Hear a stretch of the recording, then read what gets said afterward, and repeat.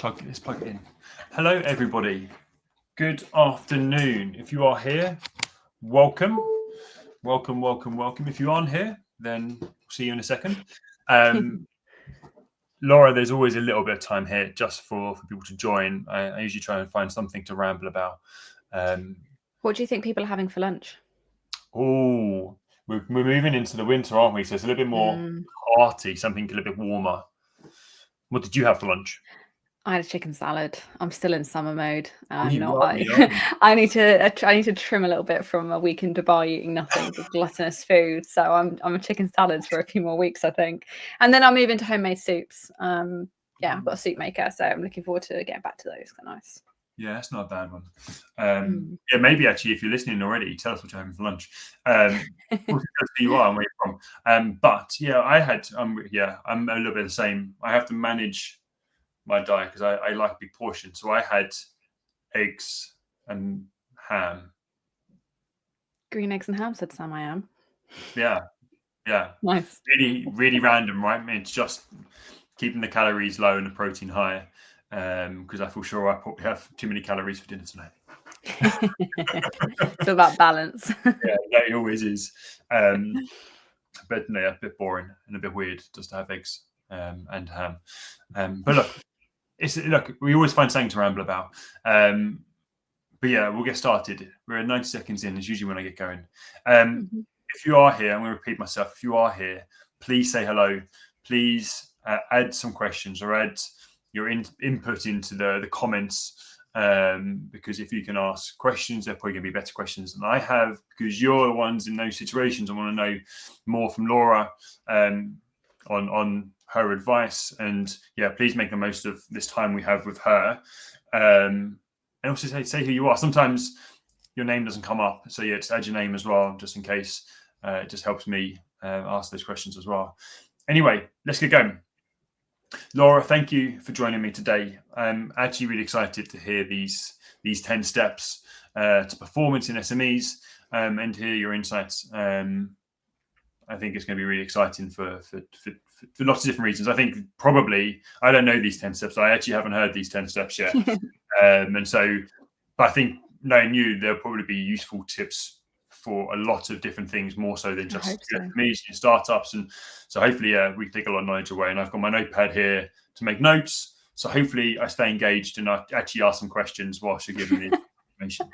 Well, if you're lucky, you haven't got a bed behind you that like I have, where you can just go and have a nap mid-conversation. So yeah, you need to keep me engaged, right?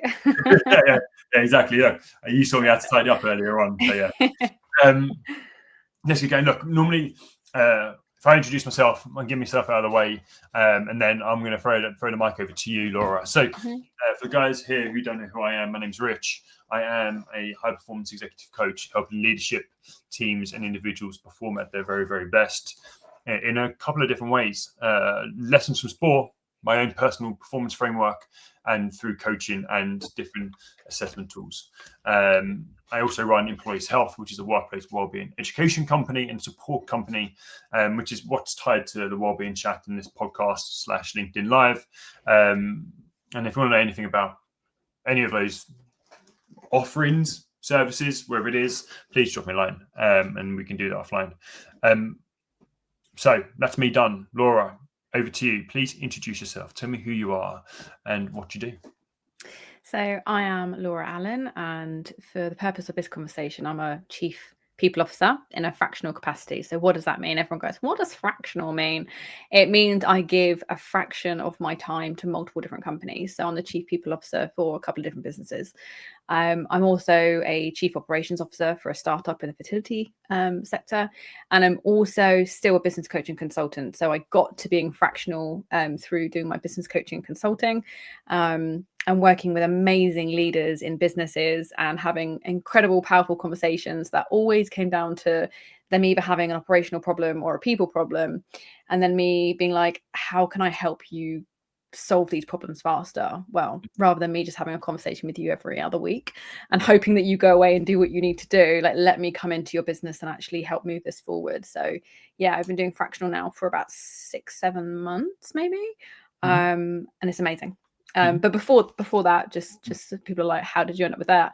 I was in HR corporate HR for 8 years. And my last role there in a FTSE 100 was head of HR shared services. I went blank then. Yeah, head of HR shared services for a FTSE 100. So that's where the HR side of things came from. But I was always very operational, and I did 8 years in operations at Boots before that. Okay, that was going to be my question. Yeah, how long was you in HR before you moved into the business coaching? Yeah, so if I go, so I did 8 years working at Boots, and I did everything within a store, became an assistant store manager. I then became a trainer for Boots. So I was creating programs and going and delivering them into stores to upskill. I had a team at one point, about 200 people in Piccadilly Circus. So I was always involved in leading teams and operations. Then I got into HR. I started at the bottom of the chain, was HR coordinator, and did pretty much every role you could do within the HR kind of function, from administration, project management, employee relations, team leader, project manager. And then I became head of HR shared services, where I looked after 4,500 people, had a team of 9, I think it was, 3 different departments. So it was busy. It was busy. And I left that back in the middle of 2023. So I've been out on my own now for 2 years. Yeah, fantastic. How are you finding it now? Love it. Yeah, absolutely love it. I love the diversity of like what it is that I do, and being able to connect with so many different businesses and different people. And I have a bit of a everyone I speak to thinks that they are unique. Every business is like, oh, no business is ever going to have struggled with the pain that we have, or no one does it like we do, and we're so unique and stuff. And I'm like, you're not. You're not. Every business is pretty much the same. They all have the same kind of struggles. They're just packaged, labeled differently. And then you've also got different like scales, right? Smaller businesses just have the same problems, but on a micro.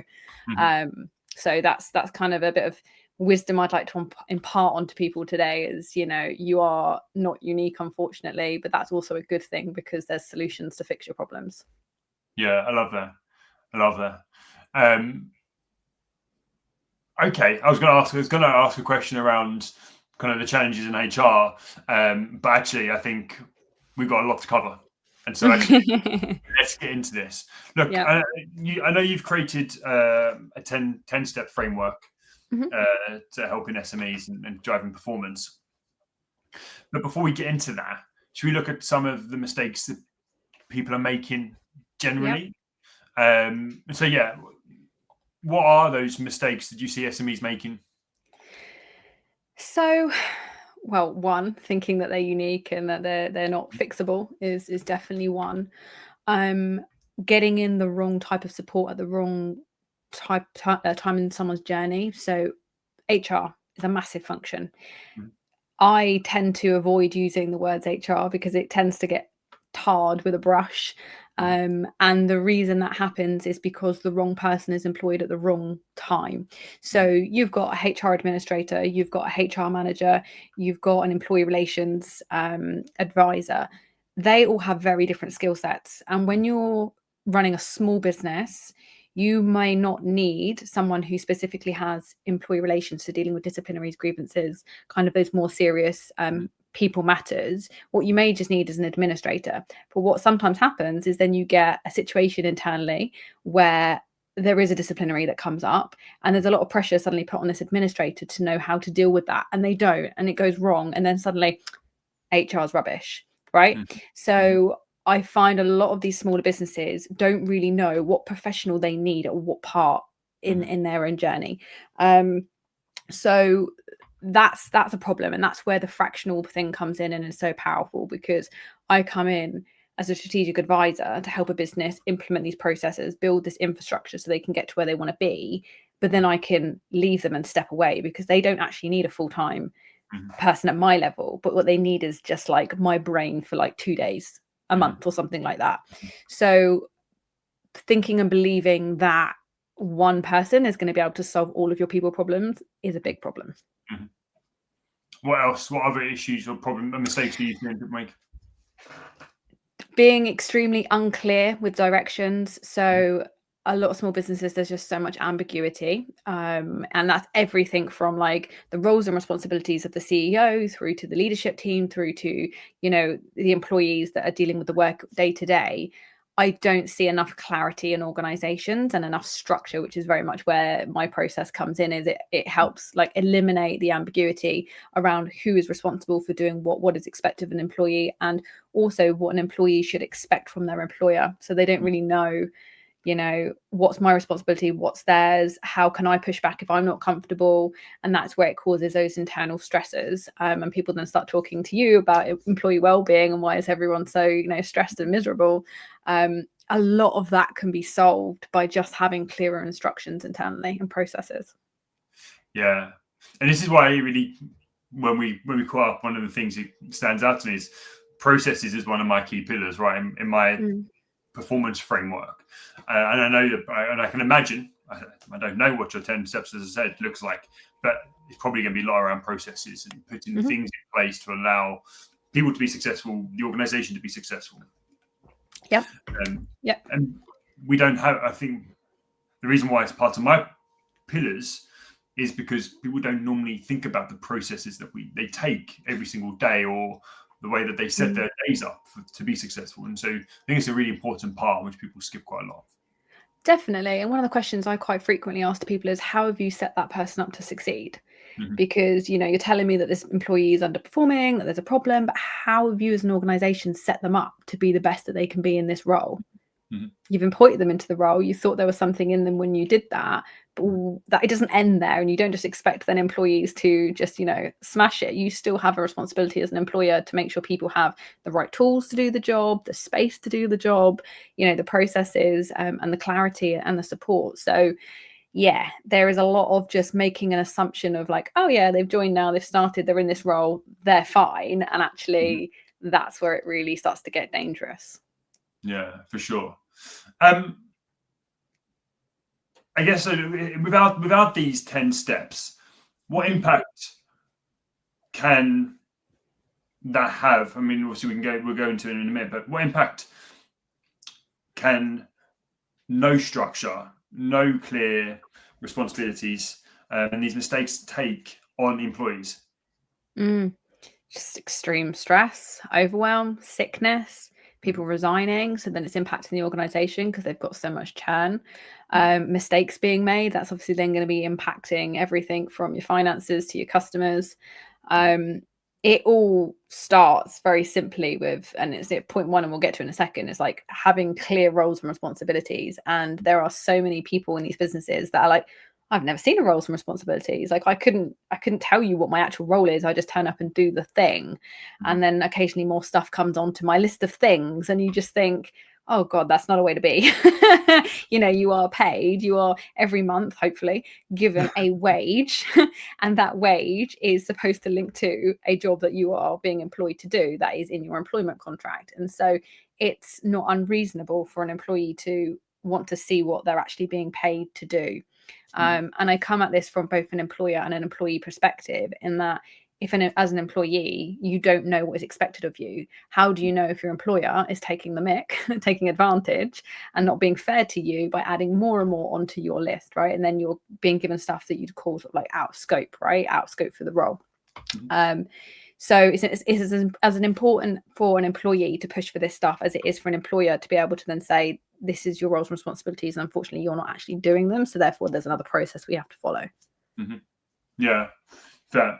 It made me, my initial question, or made me think about like, what when we go through this, what is the perfect size, or what's the size range between the amount of employees where this makes a big impact for?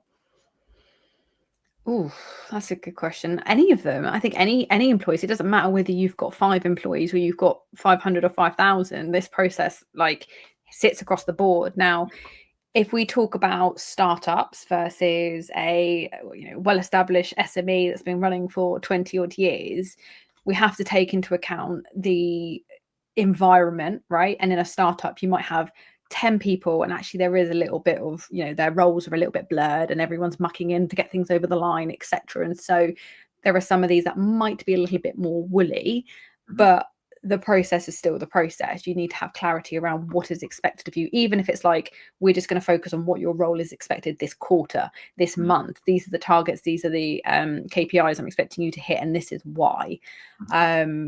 So yeah, regardless of the size, I'd probably say that the environment is probably more an important factor. Yeah. Okay. Fair. Okay. So we get into it then. Let's get into it. And I don't want you to feel underwhelmed. It's not actually that, revolutionary. And this is a lot of this is what I like to call Laura logic, which is just common sense.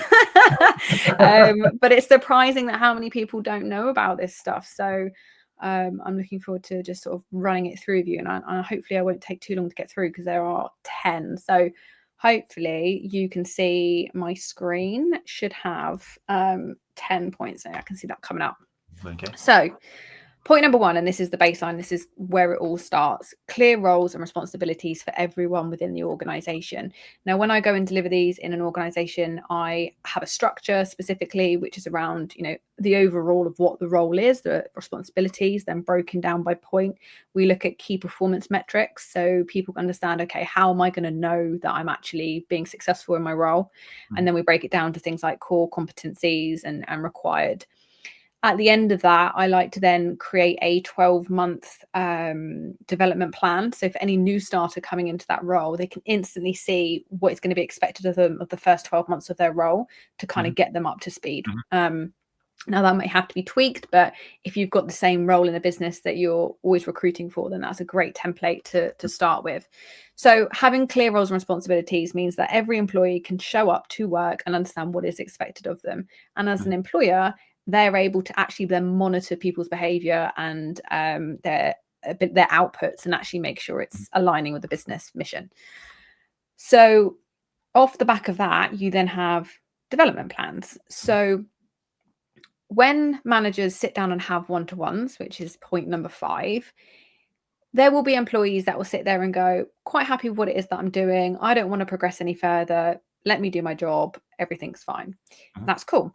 You then have employees that are like, actually, I've got dreams, I've got ambitions, I want to grow, I want promotions, I want, to develop in the organization, I might want to change into a different department. And so development plans are a very simple document that basically helps outline the process to help an employee get to where they want to go next. So it might be that you're a supervisor and you want to be promoted into a manager. What are the tasks that they need to be able to do? What are the behaviors that they need to show? What are the skills? What are the qualifications? And these development plans can just be used to document all of those different steps and then the success criteria. Now, I strongly believe in employees taking ownership of their own development. So that is a plan that can be set up by a manager, but it's up to the employee to then go, hey, how am I getting on with this? This is what I need. You've said that I need to do this course. Can I go sign up for ILM and learn more skills, etc.? And that's really for an employee to own. What does your development plans, when you set these up, do you have like a structure or a recommended way of doing it? Yeah, I mean, if anyone wants to message me, I'll give them the template. I've got no problems of sharing I've got resource for all of these. Like, I'm really happy to share. But essentially, it's what is the item? Why is it important? How will I know that I've done it? What's the success criteria? Who needs to be involved? And then what's the priority? And that's it. So they can identify, right, I need to be better at having difficult conversations. How am I going to know that I'm doing that? This is the behavior that I'll be showing, or whatever. Yeah, nice. Performance matrix and scoring systems. So my favorite thing is to go into a business and say, how many people in your organization are performing and not performing? And the looks I would get are, I don't really know. So what this is leading on from having a clear roles and responsibility and being able to actually have a temperature check, and to at any one point, so the CEO, the senior leadership team, know whether people in the organization are performing. So you've got a scoring matrix 1 to 4.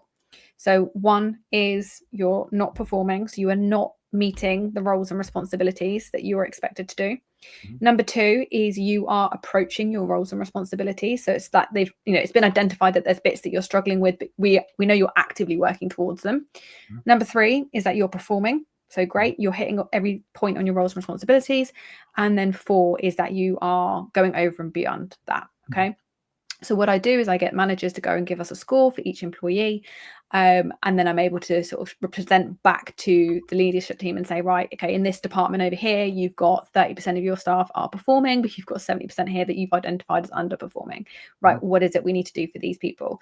And when this whole process is implemented, the whole 10 steps, you shouldn't be seeing 70% of underperformance, because this process enables you to capture those people at a much earlier stage and help develop them to where you need them to be. So if you haven't got some kind of scoring system in your organization now, you need one. But it comes off the back of having clear roles and responsibilities, because otherwise, what are you measuring people against? So just need to be clear with that.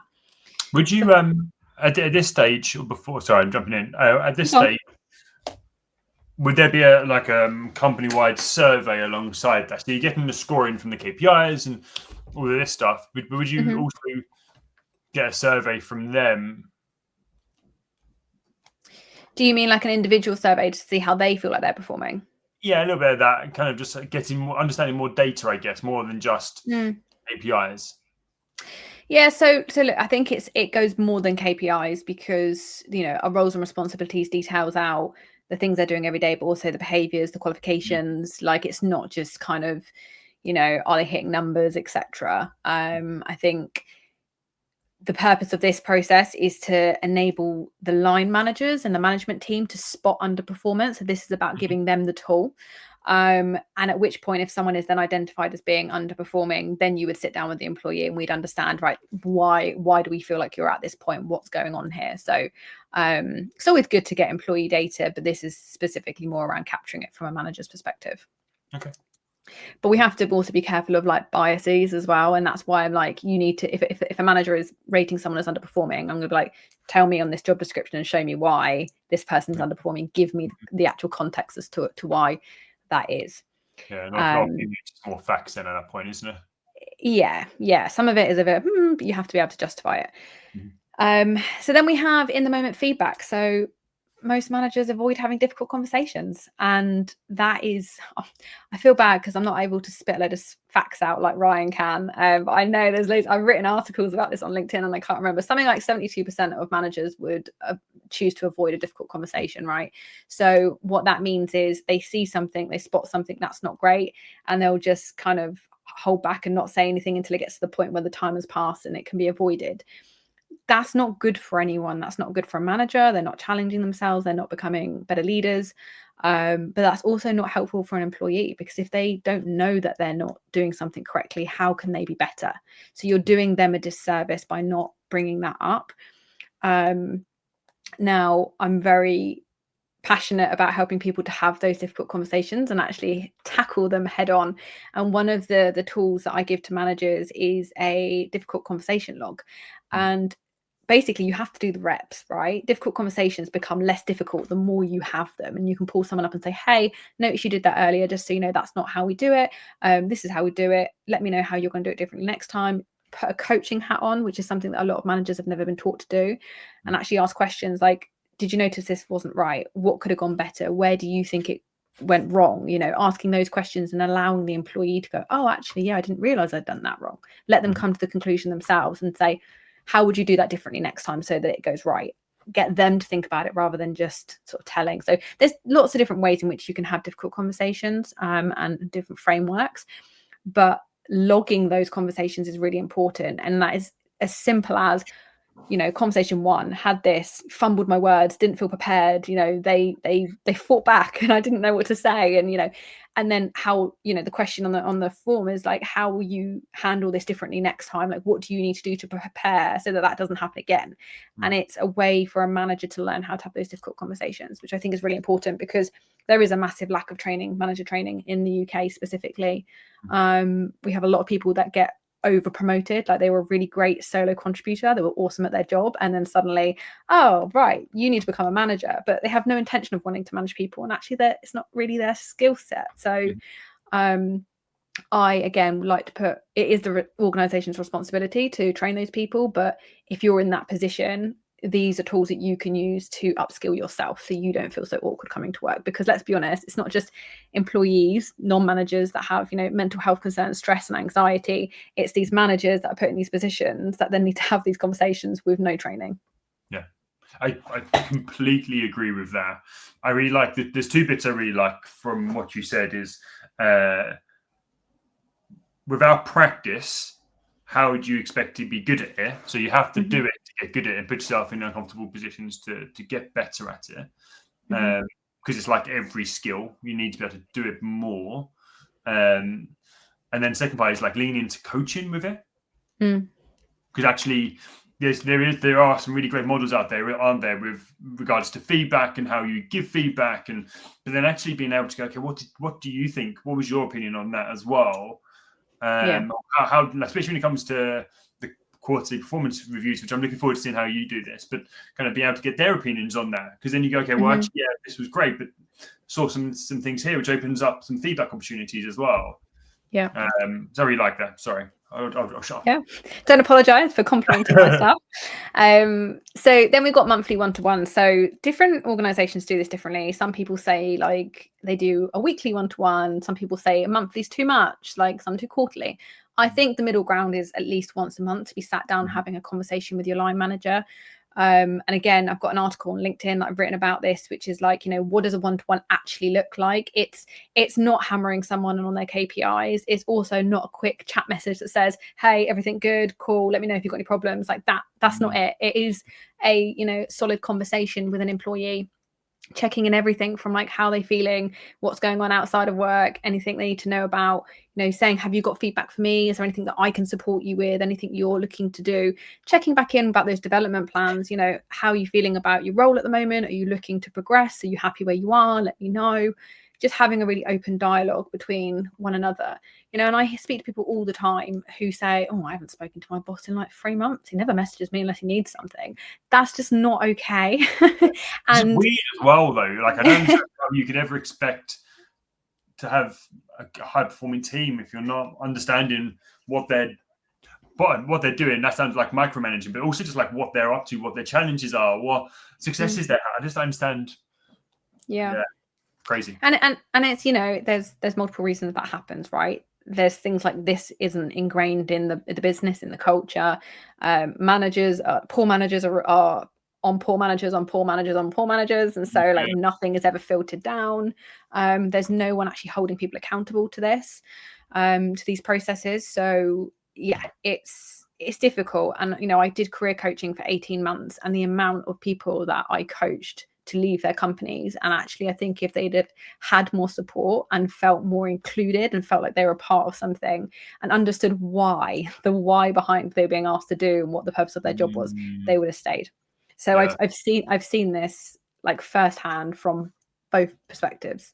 So yeah, as a minimum, one-to-ones once a month. Yeah, can I just jump in on that interaction? Because the one-to-one meeting is obviously a meeting on a review on life a little bit, because it's going on what's going on outside of work, how's things, how are you, just the human to human connection that we need at work. But also there's going to be some KPI checks. What's the, because I think there's the need, I believe there needs to be a little bit more of an update or more communication during the week as well, during that period. Might be week, might be bi-weekly, but going, how are you getting on? What's going on? When does that happen? Yeah, it's an interesting one. I think that very much depends on the type of role, the type of company. Back when I was running the HR department, I'd say I had a team of 9, and we had 3 different departments. We had, core HR administration, we had an onboarding team, and we also had a security clearance team. And we would have a 15-minute conversation every morning. So literally 9 till 9:15, we hop on. That's an opportunity for me to see all their faces, because we're working remote a lot of the time, like COVID time. I can see what they're up to. It's an opportunity for them to have direct access to me. What do you need from me? How can I support you? I'd give company updates. We'd go through the inbox, check all those things. And that was it. 15 minutes was enough just to have that quick check-in. Depending on, unless you're, I don't know, let's say you're an Uber driver. If you're an Uber driver, you're not going to be having one-to-ones or checking in or anything like that, because that's not the business model. That's not how it works. But if you're in an organization where you have a team and you have a line manager, there should be communication throughout the week. Absolutely. And whether that is a quick message, and that's when you can have a quick instant message. Hi, I'm online. Do you need me? Everything good? Let me know if there's a problem. And then those one-to-ones are those more in-depth conversations. So yeah, don't wait a whole month. Don't speak to someone just once a month, but I'm ticking my 1 month one-to-one. Look at me, my process. That's also it's not okay. Yeah, 100%. Can I just jump back quickly? Because I feel like I've maybe missed an opportunity with feedback here. Sorry. Yeah. Because I think feedback, as you said, feedback, people don't feel comfortable doing it and people aren't very good at doing it because they don't understand how to do it. And so, look, simple question. What's your advice in the best model or technique or thing to do when giving feedback in a one-to-one? So my favorite one is the shit sandwich. And that is, if you're doing it in a one-to-one setting, right? Okay, so let's just give an example here. So you're sitting down with a one-to-one, there was a piece of work that went out maybe earlier that week that you noticed had some errors and mistakes on it and stuff like that, right? So this conversation is around, highlighting something that's good, delivering the news of like what needs to be better, needs to be different, the difficult bit, and then ending on more of a positive as well, right? So you got that report out on time, well done, amazing. I did, however, notice that there was a couple of mistakes on it. So, whilst I appreciate you got it out on time, I would rather you take that extra, 30 minutes to go through that properly and just sense check it, because, that mistake has now costed us to do XYZ. Explain the context, please. Always explain the context, the why behind why that's wrong. But otherwise, really good work. It's massive improvement on where it was last month. That's it. Easy. Right? So, context, explaining the why, because someone will be like, oh, there was a mistake on it. What does that matter? Like, what? I don't really care.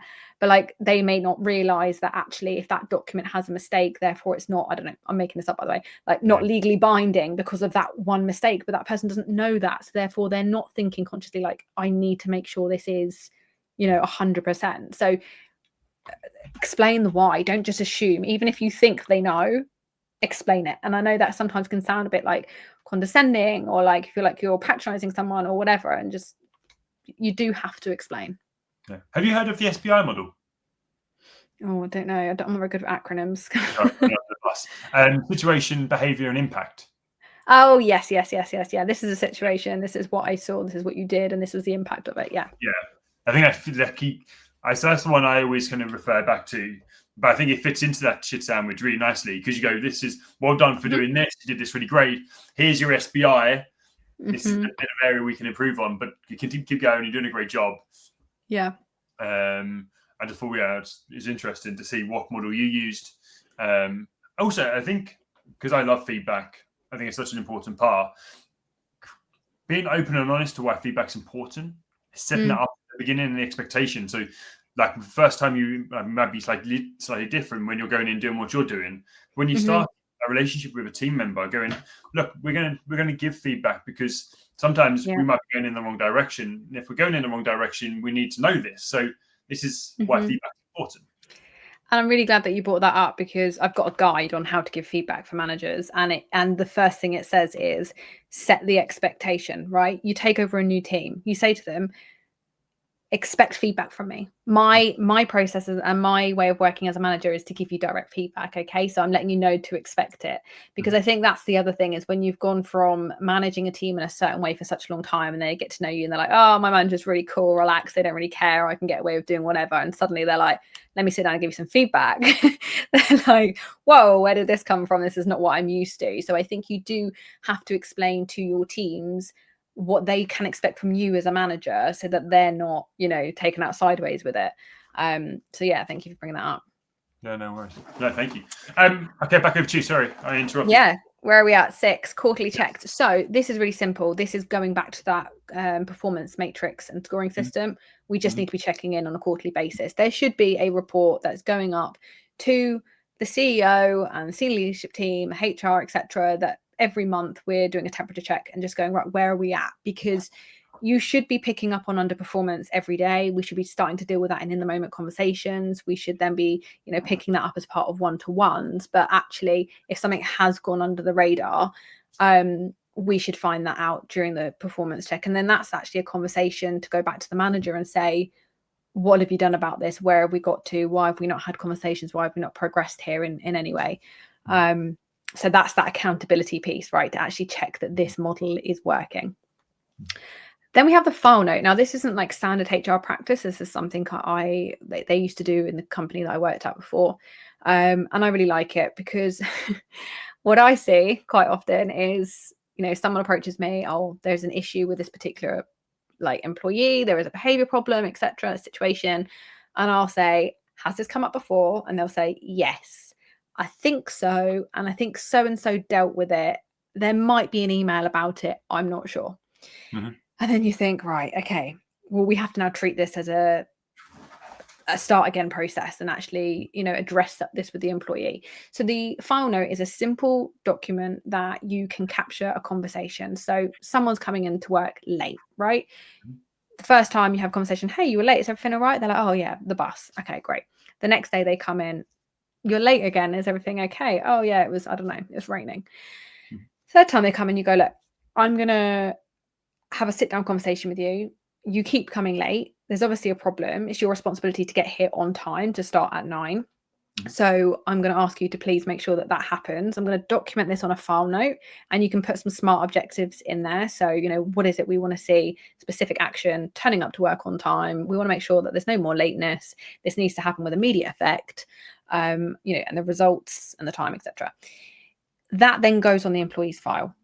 So when that manager leaves and then 2 weeks later a new manager comes in and employee A turns up to work 15 minutes late again, they can be like, check on the file. Oh, this is a reoccurring issue. And then that's when you would then develop that through into a HR performance, it's like a disciplinary process investigation. It's just another way to document important conversations that need to be had. It's not as serious that it needs to go down an investigation and disciplinary, but it's serious enough that it needs to be documented so that should it happen again, there is something to fall back on. Mm-hmm. And also, I think it covers both. It covers both parties, because I think it covers the employer because they've then had that conversation, it's recognized, but also you set those smart objectives. So you're like, this is how I would like you to improve. This is the steps I need you to take. And so again, no ambiguity. It's really clear as the employee, this is what you need to do. If they still don't do that, well, that's on them, and they have to deal with the consequences of the actions that the company will then take against them. I think sometimes it's easy to forget that as an employee, we have expectations put upon us. And some of those expectations are as simple as turn up on time to do your job. Some of those expectations are to whatever it might be, right? And I think we sometimes forget that. Mm-hmm. I don't know. I've been self-employed for a very, very long time. And so my expectations are put on myself, right? But in an organization, I wouldn't turn up to deliver something and not dress appropriately or to be late. Mm-hmm. Those expectations, right? Yeah. It goes back to expectations around feedback, but setting those things out and making it clear, I think helps as well, right? But I like the filing of it and keeping it there as a process. Yeah, absolutely. Again, it's just another process. That then leads us on to performance improvement plans. So a performance improvement plan, sometimes called a PIP, is a process when it's noticed that an employee is underperforming. And it's very similar. So the development plan and the performance plan are actually almost identical, the ones that I've created, because it is about helping someone develop to where they need to be, right? Whether that's a chosen path or whether that's somewhere where they're just falling short at the moment. Now, PIPs are seen as quite a negative thing, whereas I've had people go on PIPs and come out of it absolutely shining. They just needed that additional support. So the purpose of a PIP is to identify the areas in which someone is falling short of their roles and responsibilities, where they're struggling, where they're not hitting their KPIs, identify what's wrong, why it's wrong, what needs to improve, when it needs to improve by, who needs to be involved, etc. And then you have a regular meet up with your manager to go through this document to say, right, you were struggling with this, you were getting complaints. Okay, this week your complaints have dropped. You've got 0 complaints. That's what we're looking for from you. Let's keep that going. Now, I've seen people do PIPs and go, oh yeah, I put them on a 4-week PIP and that's it. Anyone can buck up their ideas in 4 weeks, right, and show that they've made an improvement. I think a PIP should be a minimum of 3 months, because then that is actually really instilling the new behaviors that you're expecting of this employee. And out the other side of it, the employee is doing better, they're performing better, they've had that one-on-one time with their manager, they're feeling supported by the business, they carry on with their job. Now, you can obviously put someone on a performance improvement plan, they don't improve, and in which case then the other outcome is that they likely would be dismissed from the business, or have another kind of conversation about the role not being right for them. So it can go one of two ways, but when used properly, a PIP is amazing. It really can see someone turn around underperformance, and come out, in the best way that they can be. So don't see it as a negative. Yeah, because it's consistent feedback. Yeah, exactly. Right. It's literally every week I'm sitting down with you on a Monday at 9 a.m. We're going through the plan. We're going to see what you've improved on, what you need help with. We're going to talk about it. I'm going to coach you through it. I'm going to give you that training. And that's it. Like, it's great. Yeah, I completely agree. And also, I also like the period of time as well. Completely, the science says 66 days to build a habit, right? Well, behavior is a habit. If you want to make change, and this needs to be done over a consistent period of time. Yep. And it might be at the start of it, you meet every week. So for the first month, it's like you meeting every single week. Maybe for the first 6 weeks, you're meeting every week, but then it can maybe go to every other week until like it finishes. So that, there's not the requirement to sit on it so closely, but it has to be followed through, right? It's not fair on the employee. If an employer starts a PIP and then kind of forgets about it like 2 months in, like that's not okay. It's their responsibility to see this through to the end. So then that leads me on to grading. So grading is not necessarily specific for every business or every role, but it can be applied. So what does that mean? Most people want development in some kind of shape or form. They want to know that they're progressing, that they're not staying stagnant. And so there are certain roles that you can apply grading to. So you might come in as like a junior designer, you're then a designer, a senior designer. And so some people might say that that's a promotion. Or you could set up a grading structure and actually develop people internally. So like manager schemes, for example, you might come in as a supervisor, the next step is a team leader, then it's a manager, et cetera, et cetera. And grading essentially has, lost my earphone, essentially has criteria that you have to hit to be able to grade. So it might be that to grade to the next level, you have to have been in the company for like 6 months plus. You need to have had this experience. You need to have done this qualification or this level of training. And then you can be recognized as going up the grade, right? So that actually really helps people kind of feel like, oh, there's a path, there's something I'm working towards, I'm bettering myself. And with that comes, reward, right? Financial reward. If I go up to that next grade, the next level, I get a salary increase. And that's where people can see their progression. So from an organizational standpoint, it's great because then you're going to hopefully hold on and retain your staff because they've got clarity of, this is where I currently am, this is where I can get to, and these are the clear steps that I need to take to get there. I've never met someone that's looked at a grading structure and gone, oh, I don't want to do that. Like, because I think naturally we're a bit inquisitive and we want to develop. And if you don't want to develop and you want to stay a junior designer, fine. That's it. But that being able to give employees that option to see that, I think is really powerful. Yeah, it's the need for mastery, which is one of the base foundations for the self-determination theory. Yeah. And we talk to people about it all the time. It's why self-development's in my pillars, right? It's because actually it doesn't need to be a development within work. It can be development somewhere, but we need to feel success. We need to feel like we are bettering ourselves and progressing as human beings, right? Yeah, I think that's great. And I also think what I liked about the term grading rather than the promotional side of things, because I think I think in the police in some different sectors, they maybe don't have a promotion, but they go up in a grade. So it's like a 7.1 or a 6. I don't know how they work, right? I'm not working in the police force, but there's you work up in the bands rather than just promotion to, as you said, junior, senior, manager, whatever it is. Yeah. And then finally, an annual pay review, right? Some companies are good at doing this, some companies don't. I am not precious around when people or companies decide to do pay reviews. My thing is around making sure that it's transparent and clear as to when pay will be reviewed, if it's going to be reviewed, and also what the criteria for that is. So a lot of businesses kind of, oh yeah, we'll check it, periodically, like every May or June or whenever that is. But there's no clarity around what's being checked, what are the criteria to get a pay review, right? If you've got 2 employees employee A is a 4. They are exceeding. They are doing an amazing job. They go over and beyond their roles and responsibilities all the time.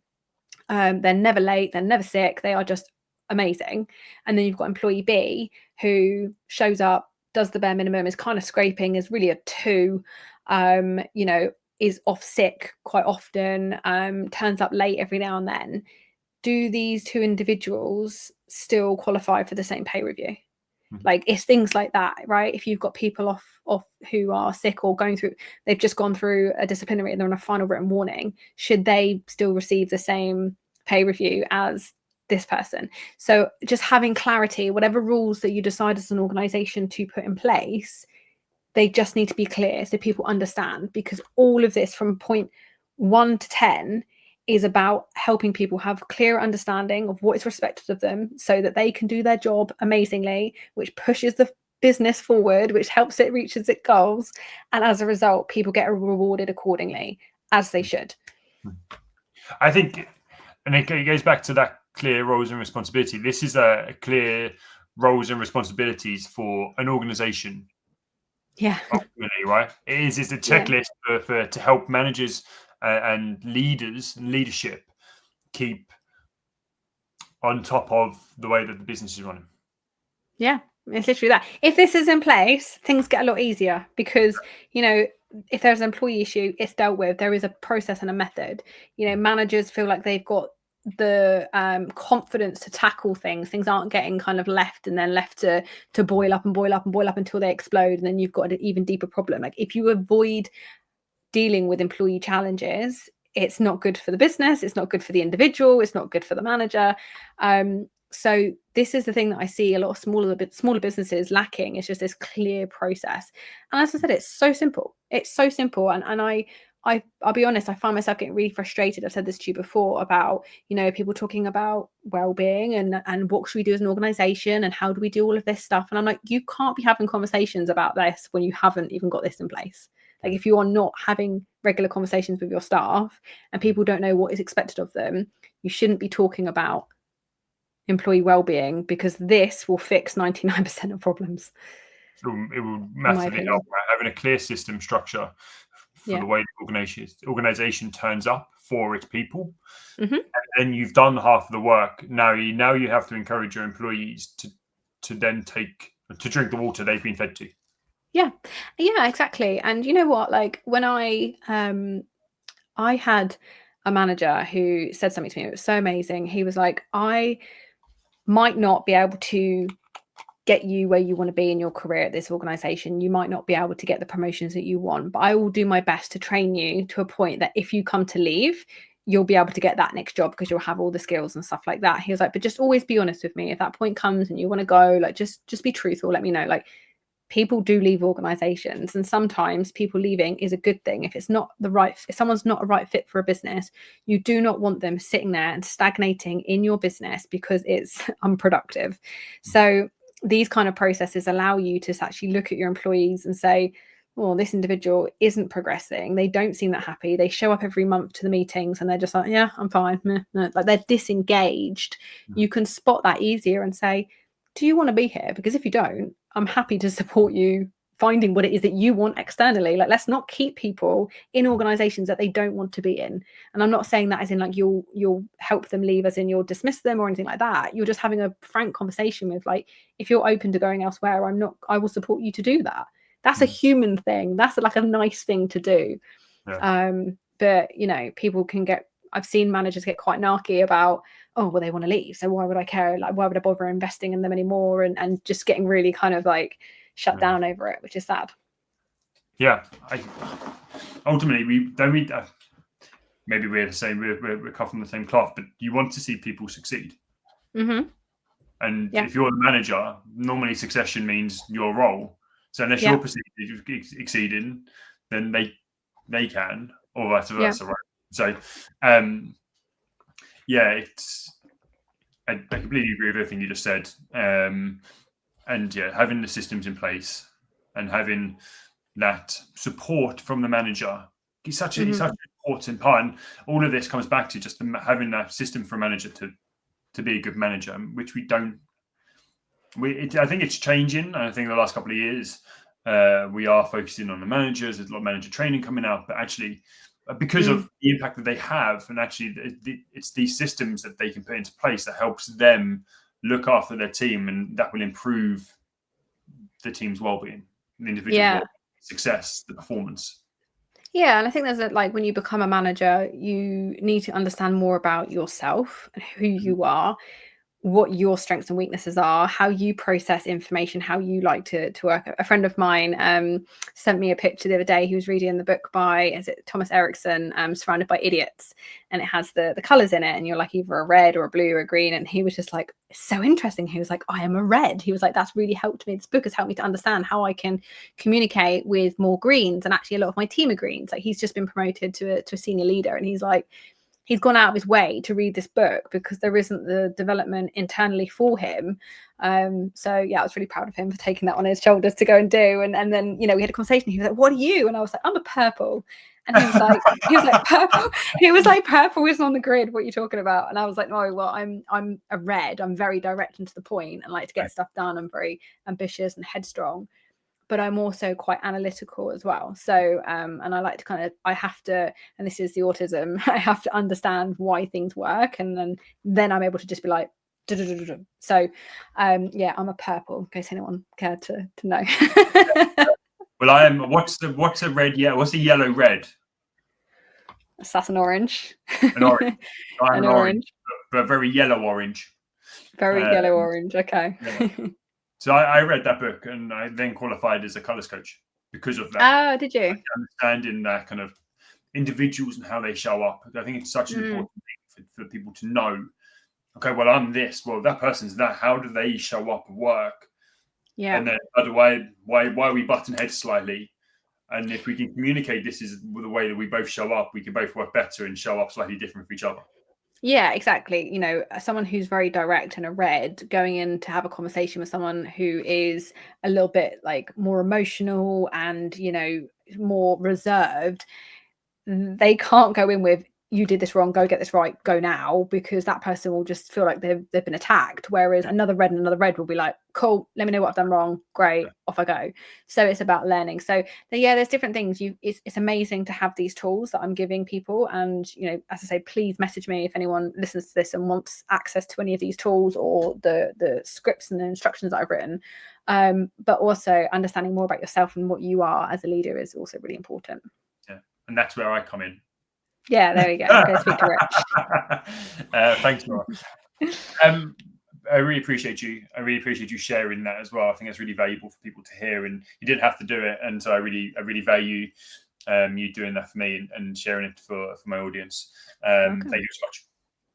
You're welcome. Yeah. And if anyone needs a fractional chief people officer, let me know. Not only is there me, but I also run the Fractional Agency. So I have a bank of fractionals that can go into businesses, and that's everything from, people to marketing to finance, and sales. So yeah, fractional is definitely the way forward. It's about being able to bring in that guidance that you need specifically to get your business to that next point without having to, commit to taking on a full-time C-suite executive. We come in, we'll work with you for a couple of months, we'll get you to where you need to be, we'll implement what needs to be implemented, and then we see you on your merry way. So yeah, let me know if you've got any requirements in your businesses. 100%. Definitely recommend people doing that. Any final words before we jump off?